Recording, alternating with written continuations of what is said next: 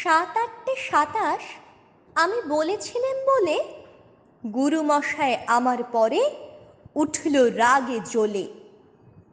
মাগো, তুমি 5 পয়সায় এবার রথের দিনে সেই যে রঙিন পুতুলখানি আপনি দিলে কিনে। খাতার নিচে ছিল ঢাকা, দেখালে এক ছেলে, গুরুমশায় রেগে মেগে ভেঙে দিলেন ফেলে। বললেন, তোর দিন রাত্রির কেবল যত খেলা, একটু তোর মন বসে না পড়াশোনার বেলা। মাগো, আমি জানাই কাকে, ওর কি গুরু আছে? আমি যদি নালিশ করি এক্ষুনি তাঁর কাছে, কোন রকম খেলার পুতুল নেই কি মা ওর ঘরে? সত্যি কি ওর একটু মন নেই পুতুলের পরে?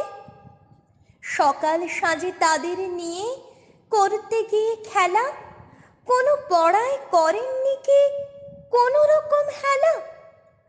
ওর যদি সেই পুতুল নিয়ে ভাঙেন কেহ রাগে, বল দেখি মা, ওর মনে তা কেমন তর লাগে?